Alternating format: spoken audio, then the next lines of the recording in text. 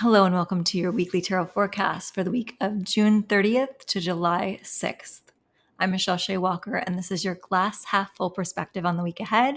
And if you are a paid subscriber or if you tipped your reader this week, which thank you very much, we had quite a few of those this week, we will be doing the personal reading drawing at the end of our weekly forecast. So feel free to stick around for that. And I'm going to start this week's weekly reading with a month ahead view because I think it's really important to get sort of a preview of the overall energy of July before we actually move into it. So this week starts with the last day of June. And if you follow me on Instagram, you might have seen a story where I encourage you to use the last few days of June to really get some projects moving. If there's something you've been stalling on working on or getting started, this week is the week to get that done. And that's because the month of July sees a lot of retrogrades. We have 4 different planets going retrograde. We already have 1 planet retrograde already, which is Pluto. But we have 4 more joining the party during the month of July. So there is a lot of stalled movement and detail-oriented action that's going to be happening in July. Basically, what happens when a retrograde occurs, it appears that the planet is moving backwards in the sky, and then the energy that that planet is ruling over just gets a little slower. It's not something that we need to be afraid of, but it is something that it helps to plan for. Because if you're planning on just trudging along and starting a bunch of new projects, signing a bunch of new contracts, entering into new relationships while planets are retrograde, things can get a little bit funky. It might not pan out the way that you wanted, or it might go slower or get stalled in areas that you were anticipating. So if you can go into a retrograde period knowing that things are maybe going to go a little slower, then you can kind of zero in on the details. You can take your time developing things. And of course, it depends on what planet is retrograde as to what area of your life is going to be slowing down. But because we have so many planets going retrograde during July, just expect everything to go at a more steady pace.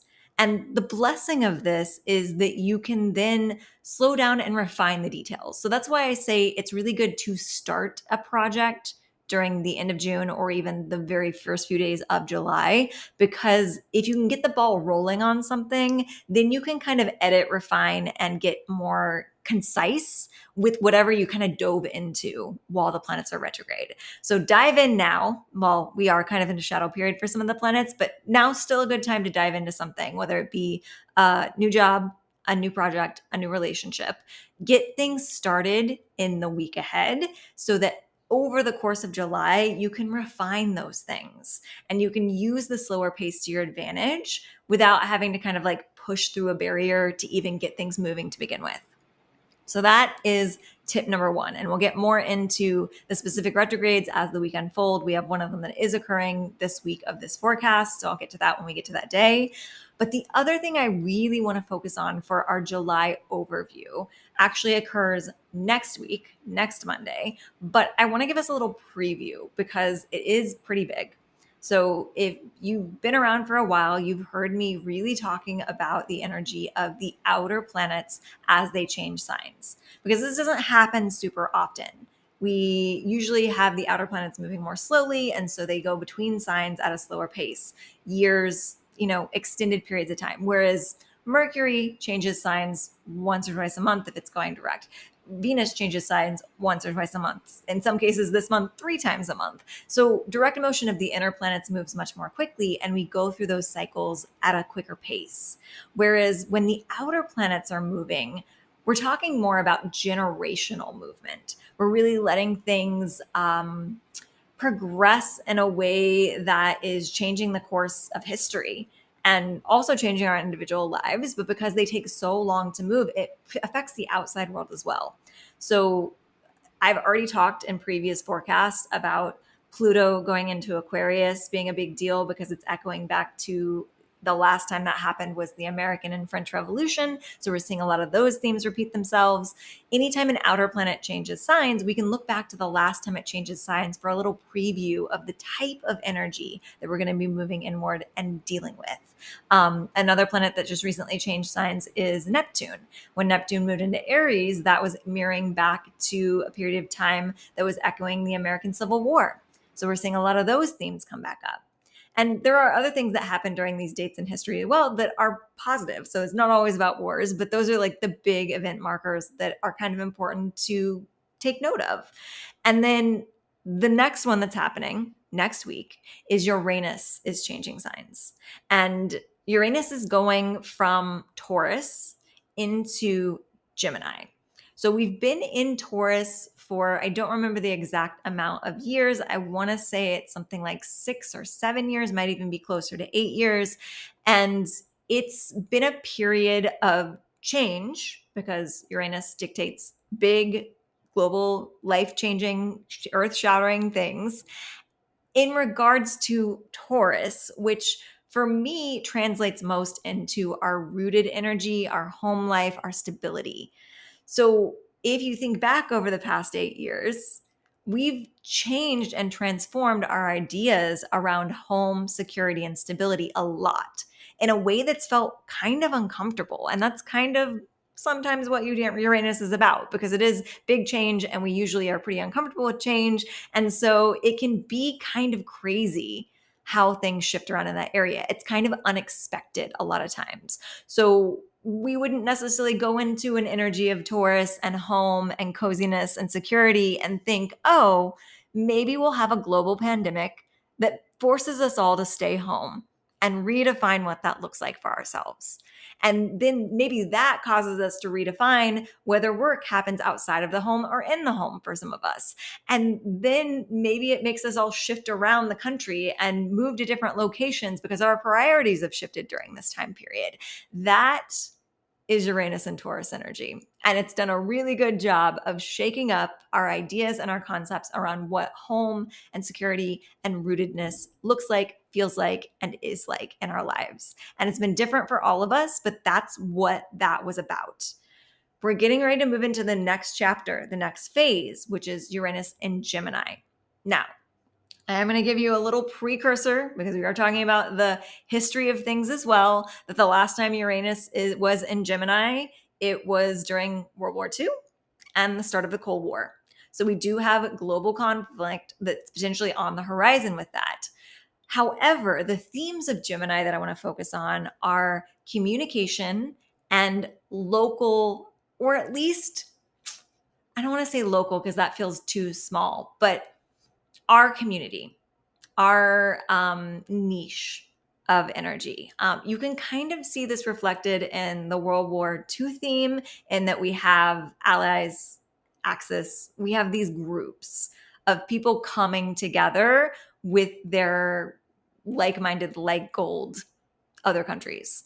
And that was such a big theme. I mean, obviously war always has different groups, but like that coming together of people, groups, individuals, countries is kind of part of Gemini's theme, because Gemini is about creating groups, creating communities. Usually it's reflected more obviously in like our local neighborhoods is what Gemini is usually talked about. Gemini is about your local community, your, small mom and pop shops, the neighborhood within a couple blocks radius of you, your work life, your coworkers, your neighbors, that type of thing. It's focusing on that energy because it's the opposite of Sagittarius, which is like the world traveler.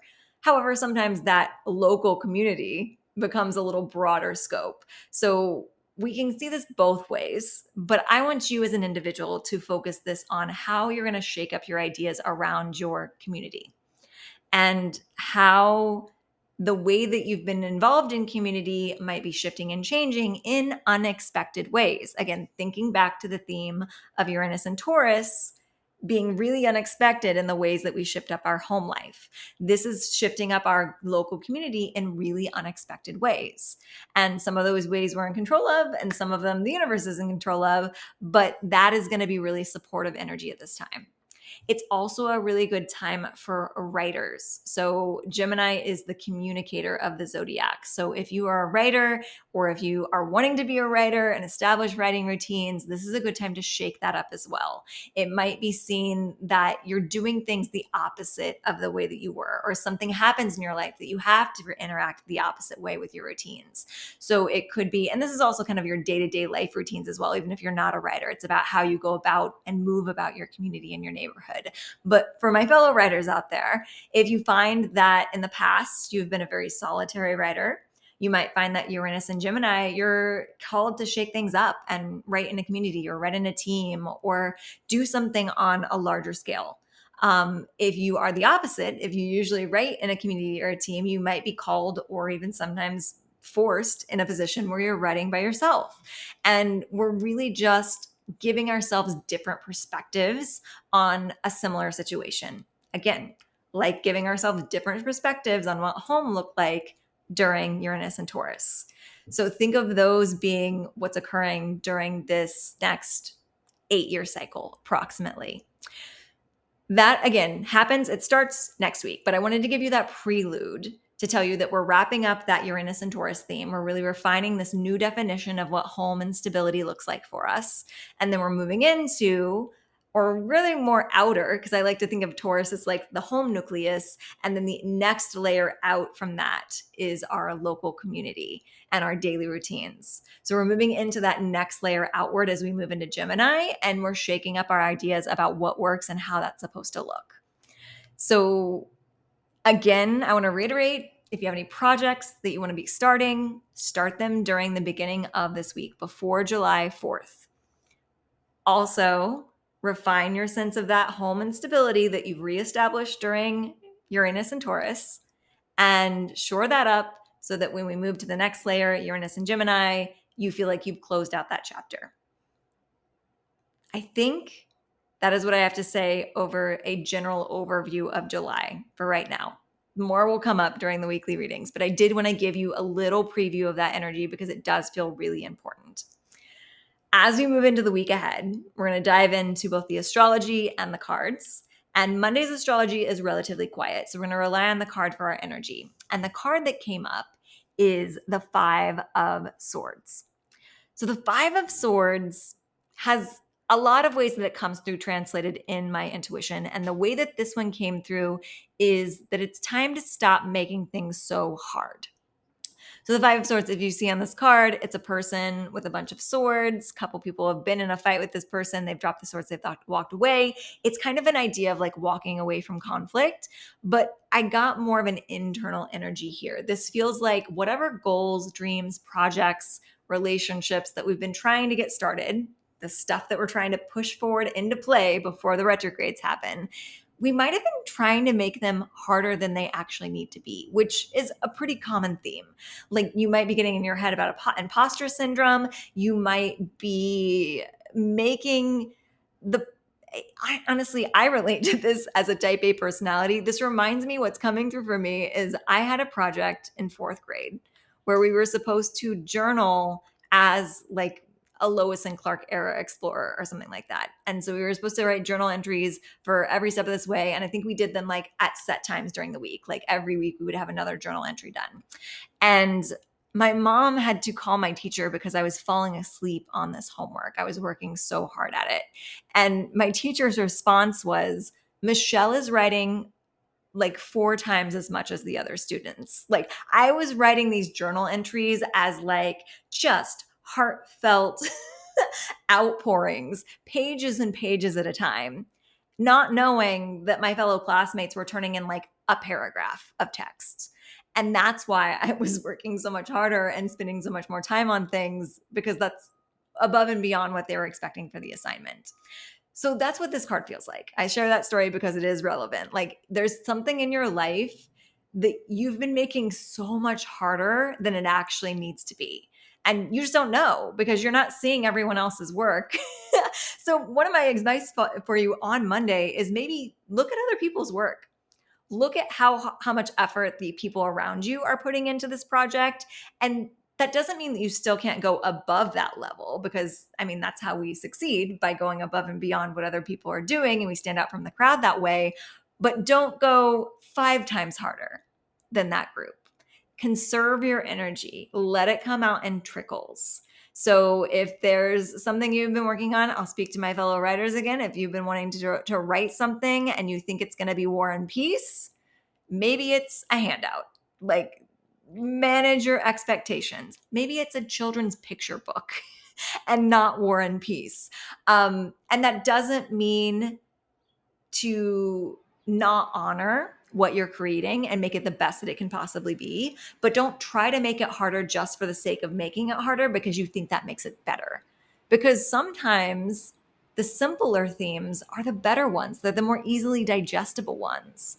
So not everyone's going to read War and Peace and get the messages behind that. But a lot more people are going to pick up a picture book and maybe learn a little, like allegory lesson from that was important. So recalibrate how hard you're making the project in front of you. And I think that's going to really help you to move forward and get the ball rolling on things before we get into our retrograde cycles. Make it easier. Keep it simple. So that's Monday. Tuesday, we have a little bit of astrology. I have a cat hair somewhere on my face. And the astrology is the moon moving into Libra. So it's just the moon moves. The moon moves every couple of days. It's not groundbreaking. It's the only thing that I have written on this day, though. So this astrology is still relatively quiet. Again, we just recently started tracking the moon cycles. Moon moving into Libra in the afternoon just basically means that we're going into more focus on balance, focus on health, focus on wellness. And with that balance, though, we have the Three of Pentacles. So I love this following our last card of telling us to make things simple, don't work so hard, or don't work harder than you need to do your best possible version of it. And then the Three of Pentacles is telling us that we might want to ask for help, or at the very least that there is help around available to us. So I like to think of the Three of Pentacles as the ultimate group project, or I always see it because the original deck that I learned tarot on is the Wild Unknown, and they have a mountain in the background of the Three of Pentacles. I see it as sort of like the teamwork of a wall climbing or mountain climbing team, and that like you want someone holding the ropes for you as you're doing the work climbing. And that's what this is. Like you're still doing the work, but there's people around you that are willing to hold your ropes or to spot you in this process. So if there is anything that you can kind of take off your own plate and delegate to someone else so that you can do the bulk of the work, the harder work, the stuff that only you can do, this is a good day to kind of look into those options.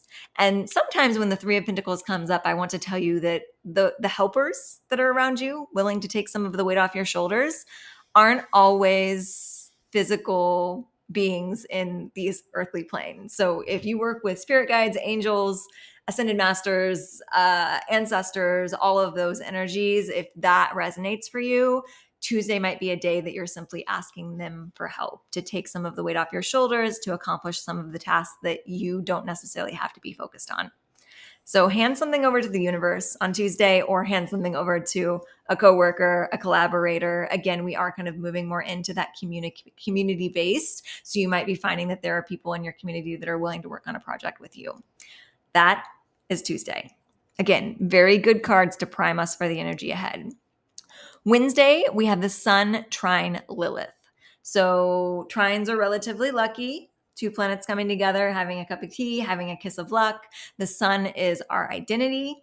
Lilith is our wild, like shadow side wild card version of ourselves. So I like this. It's saying that these two things can be in support of one another.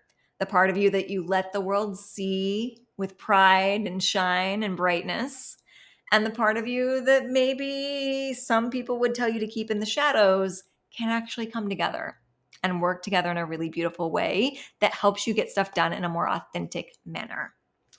The card of the day is the Five of Cups. So there is an element here of looking what's working for you and not what's working against you. So I think this is in particular in regards to looking at your Lilith side, your shadow side, your wild self, the part of you that society would maybe deem inappropriate, and look at what can actually work for you. This kind of feels, I feel like I'm talking a lot to the writers this week. Maybe I'm also talking a lot to myself. So apply it to whatever works for you, whatever this translates for. This feels like sort of an imagery of the sun being the version, and actually we'll come back to the schoolwork, the sun being the version of you that would write an essay, just to make the teacher happy and not put anything in there that they're going to disagree with, and not put anything in there that's going to rock the boat because you're just trying to make the grade. The Lilith side of you wants to give your unedited opinion. And there's a marriage between the two of these. So I think that with the Five of Cups, which is usually an indicator that sometimes we have a tendency to look at what's not working and forget about what is working, you're looking at the Lilith side of you that you would maybe kind of try and keep locked away somewhere so that the world would still accept you and give you that good grade. And you're kind of picking out the little pieces of that part of you that you can insert into this A+ essay. Because you can still make the good grade sharing your opinions. You still have to make it palatable, though. So there's a time and a place for both of these things. But the message that I'm getting for Wednesday is don't completely disregard the inappropriate, the outspoken, the wild side of yourself, because they're actually going to be the elements that make that metaphorical essay more interesting, better, more relatable to the outside world. So rather than turning in just a flat, like surface level, I'm going to give you what you want and not rock the boat, whatever it is, whatever this assignment is for you, you're going to start inserting these parts of yourself that maybe wouldn't normally be as palatable if they came out full force, but you're going to slip them in secretly to this palatable format. Does that make sense? I hope that resonates for someone. I know it was like kind of a specific metaphor, but take what resonates and apply it to the areas of your life that you're working with. The point is, both sides of yourself are valid. We just got to make them work together in a way that feels cohesive and in the way that the outside world can digest better. Moving into Thursday, again, relatively quiet on the astrology. It's kind of nice. It's a little nice break before things get intense in July. Thursday, July 3rd, the card, a little less quiet. It's the Five of Wands. And the Five of Wands is an indicator of sort of a combativeness, competition in your life.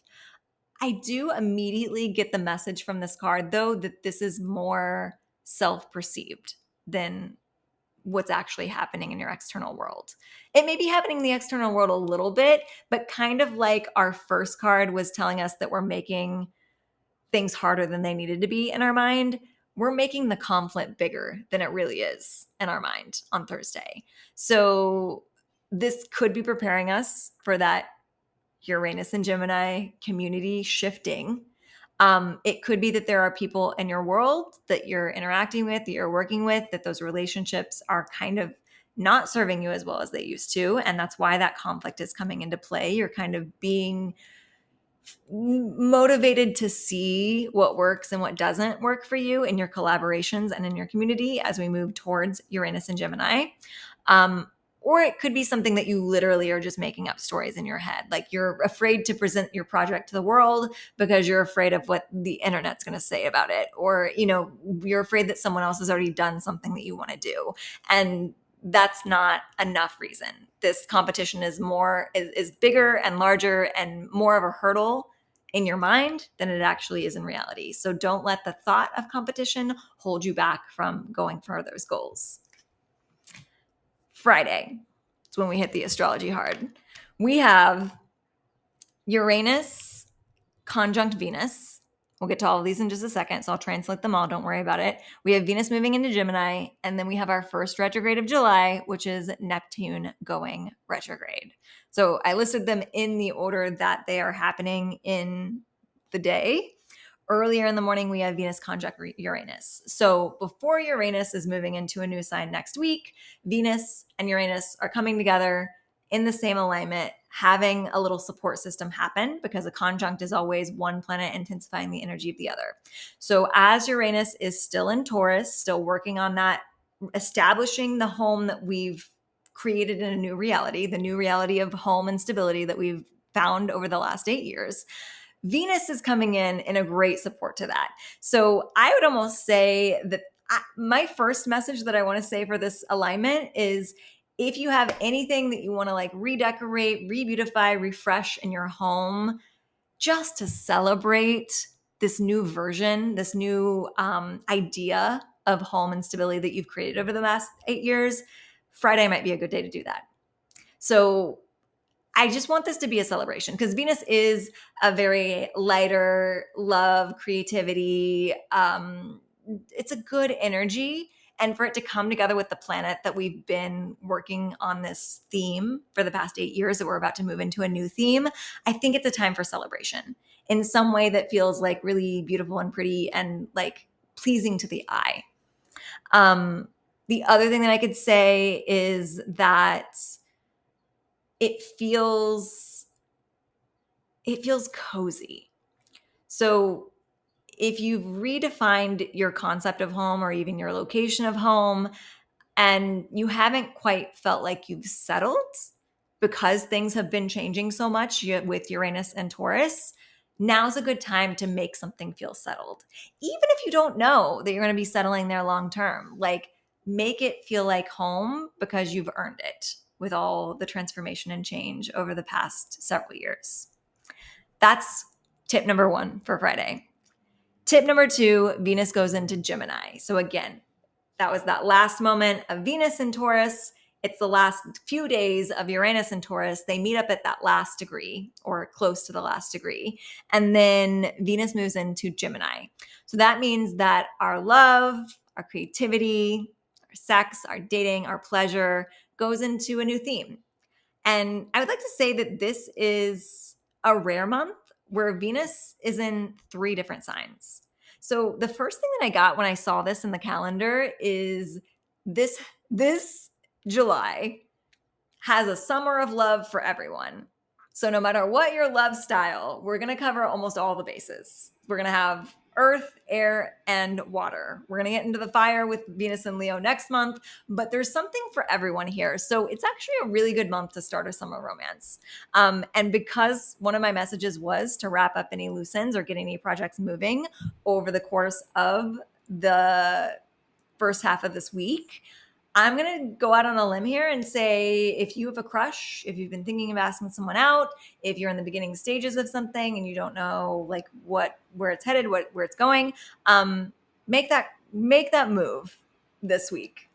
Get that ball rolling because it does, again, it feels like basically Venus moving into Gemini is going to be really good for intellectual stimulation and communication and falling in love through conversation. But even at the beginning of the week, we're still in Venus and Taurus. And Venus and Taurus is energy of being cozy and secure and stable. And then later on in the month, we moved from Venus and Gemini into Venus and Cancer, which is really good for the romance, the daydreaminess, the, classic rom-com vibes. But you gotta take action. You gotta state your feelings and put yourself out on a limb in order to have this rotation through this lovely summer of love that we could potentially have, this lovely month of love that we could potentially have with all these different iterations of Venus during July. So kind of put that in your back pocket. But across the board, Venus and Gemini is about beautifying our communication, beautifying our local community, beautifying our way of communicating with our lovers, way of communicating with the outside world. I'm getting good poetry vibes from this.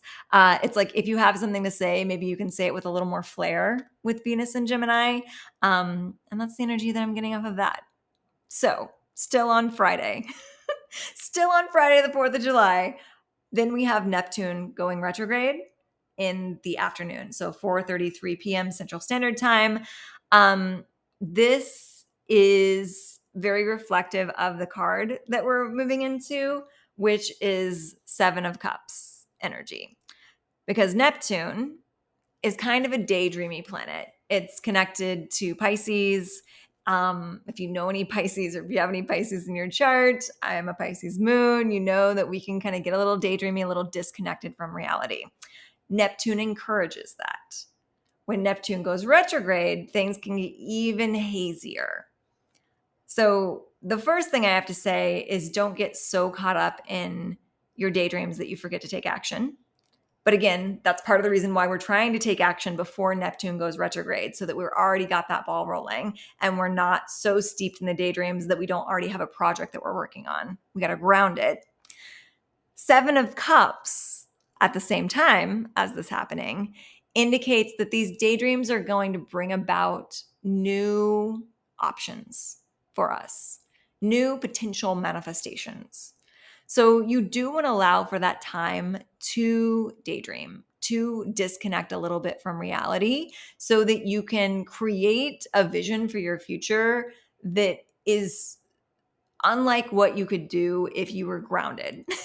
If you were really looking at things logically and with like a realistic point of view, quote unquote, you wouldn't be able to come up with these dreams. You need to feel absolutely invincible and magical and uninhibited and untethered to be able to come up with the visions that you're meant to come up with during Neptune retrograde.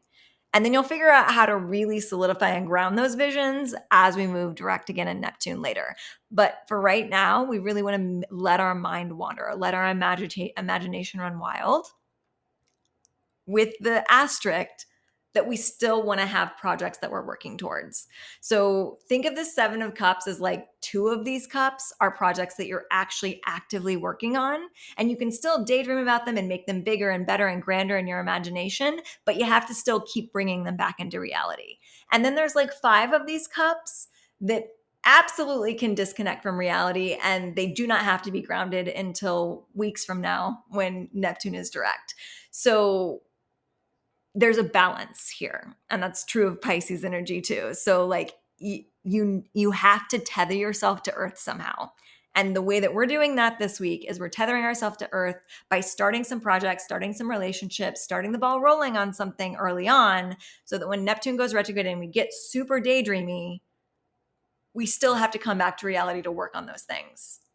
And it's going to make those things better because the roof is going to be blown off the possibility chart, and we can still daydream and make things bigger and grander on what we're working on. But by nature of working on them, we bring them back. We bring our dreams back into reality, and we stay grounded, and we make sure that we're still taking action forward in the real world and not getting stuck in our head and our daydreams, because that is the danger of Neptune energy.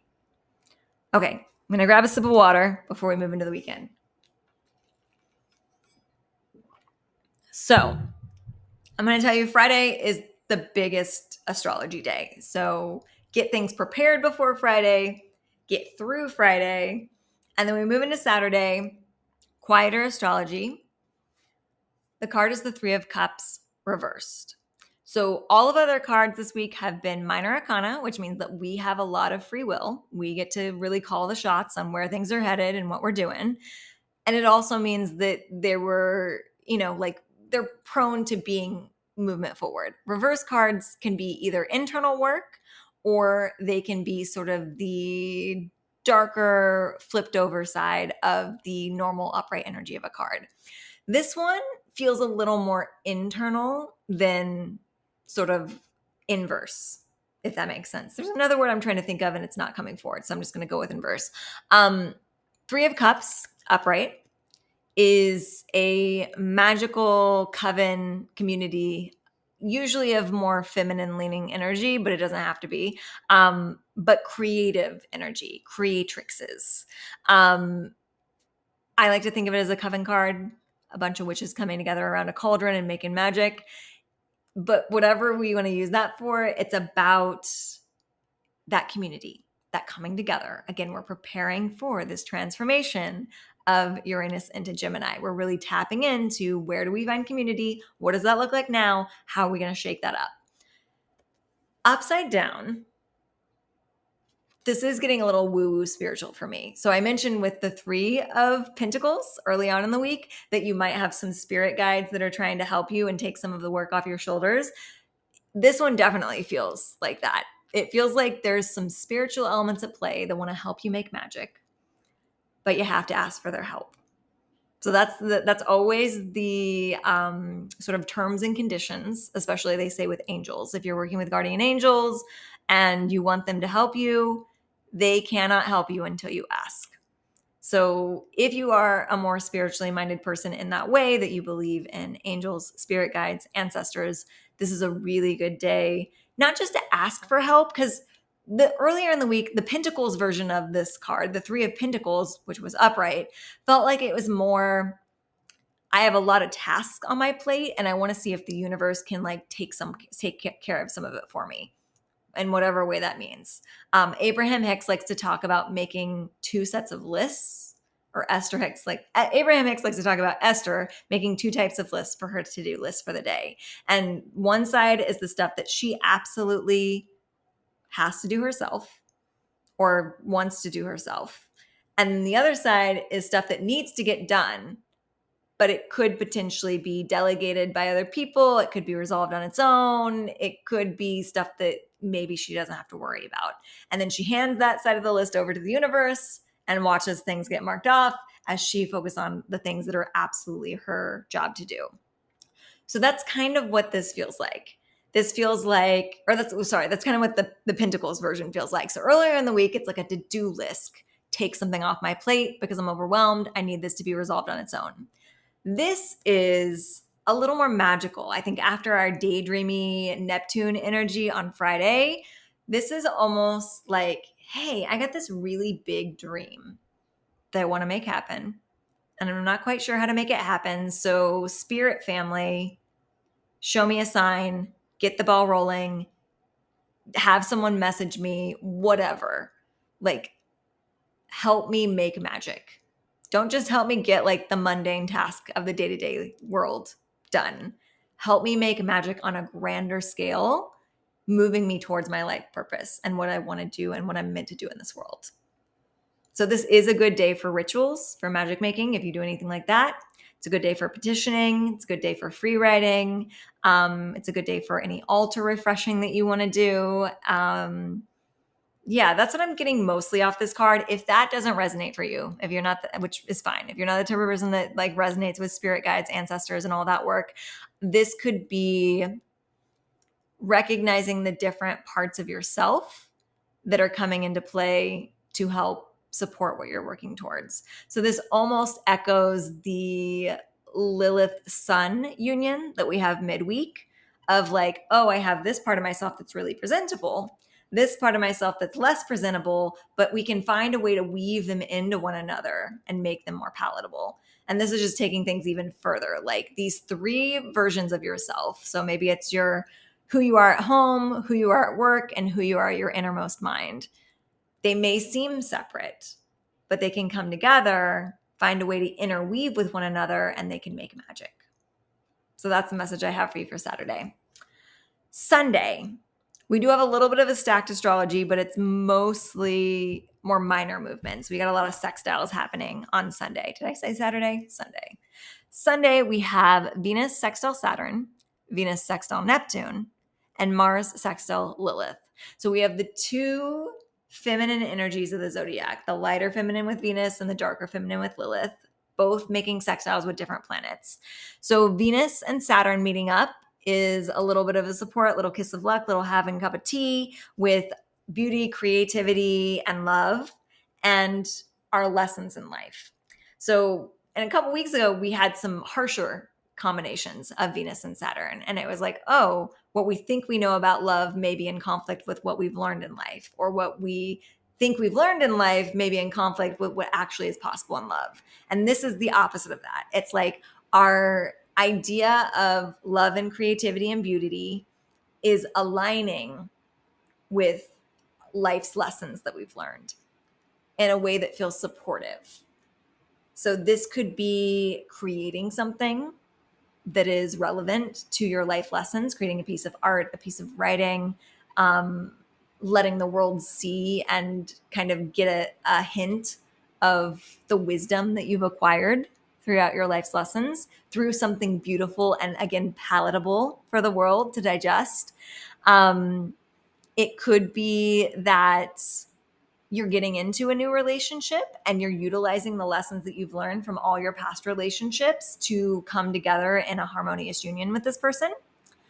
And then Venus sextile Neptune within like 6 hours of that in the morning time, is the planet of beauty and creativity with the planet of daydreams. So if we line this up right, it could make for a good way to kind of balance out and ground the energy around either your creativity or your love life, depending on what is more resonant for you on Sunday. Because Venus and Saturn is kind of grounding the energy a bit. Like, oh, we've learned these lessons. We know how to do a relationship in a way that's more mature and healthy and aligned and supportive because we've learned from our past mistakes. But then we also have Neptune coming in and letting us daydream for all the possibilities, and in a way that feels a little untethered, a little ungrounded. But sometimes we need that, especially after that Saturn influence. Like, we want to go into a new relationship or a new creative project having learned from our past mistakes, but not being jaded by them, not considering that baggage that we're carrying into this experience. So Neptune's coming in to help lighten some of that energy and make it feel dreamy and exciting and lovely and romantic and all of the things that we want from a new start in either love or a creative project. We want it to feel magical, but we also don't want it to feel so magical that we forget about the reality check that Saturn gave us. And I think that these two coming together and going sextile to Venus at the same time or close to the same time is in support of that. So again, I repeat, if you've got a crush, if you want to ask someone out, this is the week to get the ball rolling. It could potentially be a really beautiful, supportive, healthily aligned unfolding. Moving on Sunday still, we have Mars sextile Lilith. So Lilith is our darker feminine, the one that we feel like we have to make more palatable for the world to understand. Mars is passion and diving forward and taking action and being passionate. Sometimes it's being passionate and fighting for something. Sometimes it's being passionate and having a really beautiful sexual encounter. Like, honestly, Sunday could be a really good day for a date. Like, you're going into it knowing the lessons you learned in the past, daydreaming about the potential for the future, and then having like your darker, like almost like femme fatale, sexy, feminine Lilith come in with Mars, which is the planet of sex and passion and fighting, but sex and passion if we're going for the relationship point of view. So this could be a really passionate beginning that's happening on Sunday if romance is on your agenda for July. The card for Sunday is actually 2 cards because we had an extra card come out for the week, and they are both reversed. So again, reverse can be more inward reflective. It can be more the less aligned version of the card. I do get from these that it's basically, actually, I'm getting a specific phrase from this. I'm getting sometimes you have to, it's a quote from Eat, Pray, Love towards the end. And I'm going to slightly butcher it, but it's like, to find balance in life, you sometimes have to lose your balance in love. And it's from the scene, the section, if you're more movie or book, it doesn't matter. It's in both. But it's based around the idea where Elizabeth Gilbert is found all this balance through Italy and India and meditation and reconnecting to herself after her divorce. And then she unexpectedly falls in love. And it feels ungrounding because she's been so grounded in herself and she doesn't know. And then now I love Elizabeth Gilbert's story because she's now coming out with a book that's about love addiction. So she clearly is like trying not to go back into this love addiction pattern of losing herself. And the wisdom that she gets from Katut is that sometimes in order to find true balance in life, you have to learn how to lose that balance in love and come back to yourself still. And so that's kind of what these feel like, because these are both very individually driven cards. The Page of Swords is kind of a individual kind of starting out on their intellectual journey and kind of not really knowing where they're going, but like driving forward of their own accord. And the Chariot is definitely driving forward of your own accord. Like it's self-propelled action. And upside down, I wouldn't always get this message, but the message that's coming forward with these 2 individuals on these cards, just following this sort of love-based reading that I just gave us for the day before, is that yes, you are an individual and your needs are important and you're still going to be driving towards your goals and you're still going to be thinking for yourself. But that sometimes has to feel a little turned on its head to truly connect in a beautiful way to another human being. And you'll find the balance again eventually. Like, you still have these two individual cards within you. You are still you within you. But sometimes there has to be a little period where you kind of are bouncing back and forth and learning to get that balance of you and the other person and prioritizing yourself and prioritizing a relationship. And it's okay if that feels a little wobbly for a little bit. Trust the process. Trust that you will come back to your center because you've done so much work to get there to begin with. You know how to get back. But ultimately, the other option is just to never let yourself open up and be vulnerable to another human being. And that's not living either. So to find balance in life, you sometimes need to lose balance in love. All right. I'm very excited to see how this unfolds for us. That is the week of end of June into July, not end of July. And we're going to move into our card of the week. So if you don't know, every week I do a personalized reading. It's drawn at random by just like a little wheel spinny website that I found that I plug everyone's names into. The rules are, if you are a paid subscriber on Substack, you can do $5 a month. You can do $50 and get the whole year. You always get an entry. For as long as you are a paid subscriber, you get an entry into every single week's drawing. So that's probably the most cost-effective one. But if you're not ready to make that commitment, on a weekly basis, you can tip your reader whenever you feel called to do so by using the links below. And you can tip me anything $1 or more. And when you give that tip, you get entered into the next week's reading. So again, that gets you one entry. Membership gets you unlimited entries as long as you stay a member.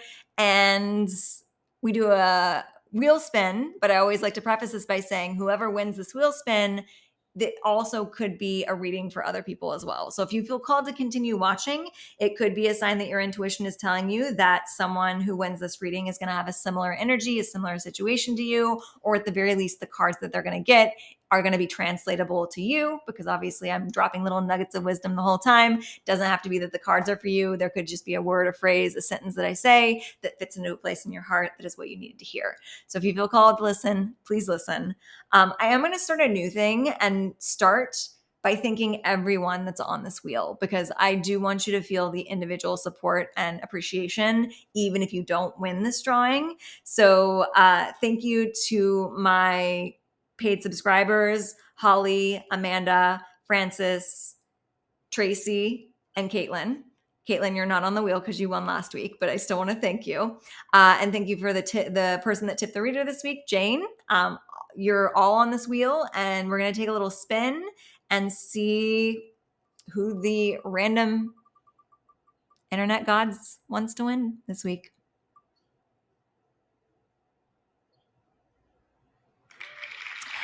Tracy, thank you. You've won the reading. So let's dive in. Okay, Tracy, I'm feeling called to a different deck. I'm feeling called to my Lioness Oracle deck. So we are going to pick up a different deck than what we did our weekly readings. I have a cat taking up some space on my table, so I'm going to do my best with the shuffling, and we're going to dive in.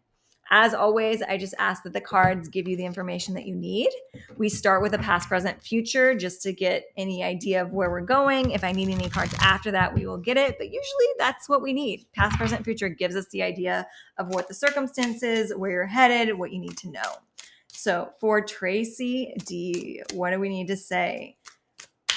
Specifically going into July 2025. So first of all, as I'm shuffling, I was getting like these hiccups, air burps. That's always a sign that there's already energy shifting. So big energy shifting for you already, Tracy. We got a past and a present card. So I'm going to go over a future card before we do the full translation. But I do want to congratulate you because, again, anytime I get sort of like a bodily reaction, it usually means that I'm already tapping into the energy and that you're doing some good work shifting something around in your life. I'm getting some wands cards as your first two wands cards. So it might be that you're shifting around in regards to your spirituality, your passions, and where you're putting that energy. And then we've got two cards that fell out for your future. And one of them is a wand as well. So I'm going to say that you're definitely realigning your priorities in regards to whatever you deem spiritual or passion. Like your driving force in life is kind of what the wands are. Like if you're a spiritually driven person, you believe that you have a spiritual purpose that you're supposed to fulfill. If that doesn't resonate for you, it's like your life's passion that's driving you forward. And it always comes from an internal connected place. So whereas like we might think of our life's passion as our career is more pentacles. It's more money. It's more material. Wands is more like our like truest soul desire driving us forward towards something. So it may or may not make you money, but it's like what lights up your soul. And it comes from this place of being really deeply connected to yourself, to your energy, to your soul. So it's really important with spiritual practices like meditation, like connecting to your physical body, connecting to your breath, quieting your mind, journaling, really listening to that inner voice, that intuition. So that's what's coming forward right away before I even get to the individual aspects of the cards, because we have so much wands coming up. The recent past, we have the Two of Wands reversed. So Two of Wands usually indicates that there are two passions at play, two options that you might feel equally passionate about in front of you. So this could be two potential career options that are equally passionate. It could be two projects in front of you that you're equally passionate about. It could be a relationship that you feel like really aligns with where you want to be in life and where you want to go versus a career or a location. But it's the things that are driving your soul forward. And there are two options that you have to pick one or the other. So in the recent past, it shows that you had to pick one or the other from a passion. And because the card is reversed, I do get the feeling that this might have been more of an inward choice. It could have been that you were deciding like, hey, I'm going to put my eggs in this basket rather than this basket, as opposed to like someone offered you two different jobs and you chose from one of those two jobs. It could still be that, but it feels very internal with this reverse card. So that's something that you've accomplished in the past. Like you've made a choice, or at least you're ruminating over this choice in the recent past. Maybe you haven't made it just yet. I feel like you've made it though. Even if you haven't like officially made it or announced it, it feels like you've decided, or maybe you actually did move forward towards something. The present card, particularly as relevant to this first week of July, is the Nine of Wands. And I love the Nine of Wands because it's always an opportunity to recognize that you're so much closer to the end than you think you are. So you picked your passion, and it might have felt like it was really far away and that it was going to take a lot of work to get there. And maybe it already has taken a lot of work to get there. And again, this passion could be a relationship, it could be a project, it could be a job, it could be a location. But the Nine of Wands is always telling you that you can't see what the spirit world can see, and they're trying to tell you that you're closer than you think you are. So don't give up. Don't let yourself get exhausted. This is big learn to rest, not quit energy. So if you're finding that you are driving forward towards something, or actually with the reverse card in our first pile, I'm getting an energy, a read on the situation that you're doing a lot of thinking work on this project, on this passion of trying to figure out how it's going to work out and plan things out and have all that set into place before you can really dive in. And they're telling you, like, stop exhausting yourself with thought and just dive in. Like, keep chugging forward and it will work itself out. If it truly is your passion, your life's purpose, moving towards the goal in a way that feels aligned to that passion is all you need to do for the actual logistics of it to work themselves out. So that's what I'm getting from this card. Future cards, because we had two, we have the Six of Wands. So the Six of Wands is a triumph after a hard time. It's getting through the muck, getting through the overthinking, getting through the feeling that it's kind of exhausting, and coming out the other side and being able to celebrate that. So this is definitely an energy of letting yourself celebrate your victories, big and small. And again, this is in the near future. So I think that all you really need to get through the present is to stop overthinking it and trust the passionate drive forward, trust your intuition, trust the pull of your soul. And you're going to come to the other side and be able to kind of celebrate. But the thing about the sixes is always like, it's not the end goal, but it's still cause for celebration and also an opportunity to maybe take a little break, take a little rest. Not necessarily like a long one, but this feels like letting yourself, it's like this, it's like treating yourself to a little candy after each project. This feels like getting through a push of this process, whatever it is, whatever stages you're going through here to follow your passion. It's getting through each one of the stages and giving yourself a little treat. And that could be as simple as giving yourself a little treat of like getting yourself your favorite ice cream or candy or whatever. Or depending on the scale of things, it could be that like you get through a really hard, like a really not hard because it's your passion, but still like you get through a period of pushing through to get that passion made, to get it into the world. And then you treat yourself to like a weekend vacation. Like these are little treats though. It's not like, hey, we finished the whole thing and now we can like rest for a year. It's like, no, again, we're learning to rest, not quit. We're rewarding ourselves for the tiny little goals so we stay motivated moving forward through the entire project. This could also be if there's like a pregnancy involved, this could be like a push present. Like it's kind of that. Like it's like the idea of giving yourself, even if it's a metaphorical push present, like you're pushing through towards this goal of creating something in the world and moving towards what you want to do and where you want to be. And every push, you're going to give yourself a gift because that's going to keep you moving forward and keep you motivated. The other card is the Chariot. And unlike our card during the weekly read, this Chariot is upright. So you are in the driver's seat. This is self-propelled action towards your goals. So while you do have help available to you when it's needed, because we have our Three of Cups and our Three of Pentacles in our weekly read, you're really in charge here. And you are fully capable of driving this Chariot towards your goal. So rest when you need to, reward yourself when it's appropriate. Keep your eye on the prize. Remember why you feel passionate about this thing and know that you are all you need. But if you want help, you can ask for it. Okay, I do want to look what's underneath the deck because sometimes that gives a little insight of what's hidden or what we don't know. We have the King of Cups reversed. So I'm getting a split read on this one. So maybe they're both true. Maybe you just take the one that's the most resonant. This could be an individual coming in that is a King of Cups, sort of romantic support, that maybe doesn't have quite everything that you need to be truly supported right now. I think that comes back to the energy of the Chariot card and that like you are what you need. So if there is an individual coming in that's kind of promising you the world, this is a sign to not necessarily shut that down, but don't put all your eggs in that basket. Like rely on yourself still. Don't let someone else carry everything. And this is specifically in regards to maybe like a romantic situation or like anything that feels like a knight in shining armor that almost feels too good to be true. Because it feels like if this is an individual that is coming through that we don't know about or that's maybe already in your life, they're presenting themselves as really capable of helping and being there for you, but they're not looking at some stuff in their own life that they need to deal with that's going to hinder that ability to fully see that project through for you. So that's option one.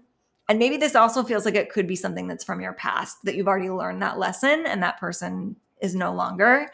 The other thing that I'm getting from this though is that you are really in control of your creative energy and you just don't trust it yet.